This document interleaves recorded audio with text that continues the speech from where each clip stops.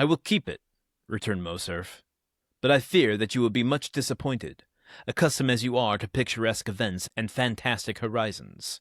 Amongst us you will not meet with any of those episodes with which your adventurous existence has so familiarized you. Our Chimborazo is Montmartre. Our Himalaya is Mount Valerian. Our great desert is the plain of Grenelle, where they are now boring an artesian well to water the caravans. We have plenty of thieves, though not as many as is said, but these thieves stand in far more dread of a policeman than a lord. France is so prosaic, and Paris so civilized a city, that you will not find in its 85 departments, I say 85 because I do not include Corsica, you will not find, then, in these 85 departments a single hill on which there is not a telegraph, or a grotto in which the commissary of police has not put up a gas lamp. But there is one service I can render you, and for that I place myself entirely at your orders. That is to present, or to make my friends present, you everywhere. Besides, you have no need of anyone to introduce you. With your name and your fortune and your talent, Monte Cristo bowed with a somewhat ironical smile, you can present yourself anywhere and be well received. I can be useful in one way only.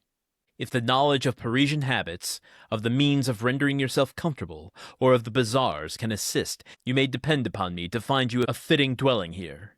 I do not dare to offer to share my apartments with you, as I shared yours at Rome. I, who do not profess egotism, but am yet egotist par excellence. For, except myself, these rooms would not hold a shadow more, unless that shadow were feminine. Ah, said the Count. That is a most conjugal reservation. I recollect that at Rome you said something yourself of a projected marriage. May I congratulate you? The affair is still in projection. Dante is a smooth customer, man. Did you see him? Did you see what he just did there? Just a nice pivot, just right out of the, like, hey, you're talking a lot about me, Albert. You're running your mouth. You're saying a lot of things. How about a topic that's on everyone's mind? Your projected marriage. What do you got to say about that? And just like that, well, I mean, we'll see what happens with the rest of the chapter, but just like that, the topic is off of Dante and on to Albert again. He's smooth, man. And, okay, I kind of went down this road a little bit yesterday, but, you know, I've been asking the question for so many chapters now, why Albert? And I think for a minute there, I got kind of scrambled when I realized who Albert was, thinking, okay, that answers everything. He's the son of Fernand and Mercedes. But does Dante know, like in targeting Albert, does he know that he's likely to be in an arranged marriage with the daughter of Danglars? Does he know that Albert is a hub to Villefort, to Fernand, to Danglars? Is that why he targets him? You know, all of these History Channel questions keep popping up in my mind. If so, then how did Dante come about this knowledge? If so, then is Dante responsible for manipulating all of these things into one person? Like, a lot of questions are cropping up in my mind that I'm not quite sure either what Dumas is playing at or what Dumas assumes I'm going to just accept at face value.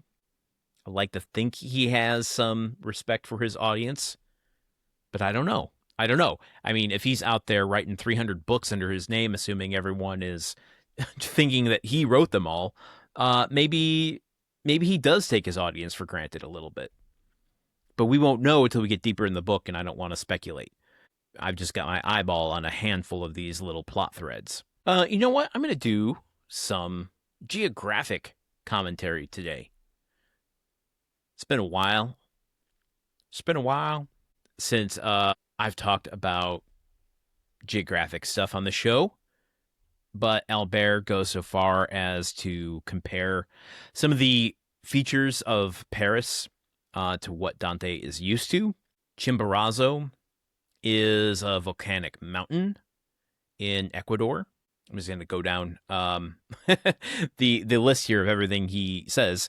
So he's comparing the Chimborazo that Dante would know with the Montmartre, which is just a prominent hill in northern Paris. I'm sure it's picturesque, but a volcanic mountain versus a hill is a quaint comparison. Mount Valérien is another hill west of Paris, overlooking the city.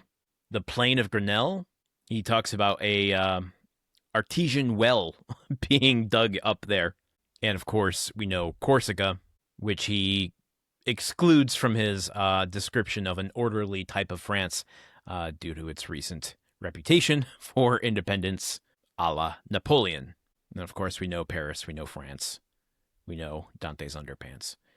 Okay, anything else for today? I don't think so. I'm going to keep this one short, and I will see you all here tomorrow when these men will certainly get their breakfast. I'm going to guess avocado toast. Not something I'm used to, but perhaps they are. Were avocados big in France at this time? I don't even know. And I'm not going to speculate. We'll find out tomorrow. Okay, until then, goodbye. The Countdown of Monte Cristo is part of the Gruntwork Podcast Network. This show is produced, edited, and hosted by Landon Solano. The original text of The Count of Monte Cristo by Alexandre Dumas. Theme song by Magic Solo. If you want to support the show and others like it, visit patreon.com/gruntworkpod. Thank you for listening. See you tomorrow.